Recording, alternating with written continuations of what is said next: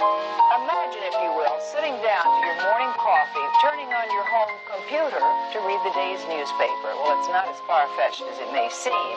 In fact, both local San Francisco papers are investing a lot of money to try and get a service just like that started.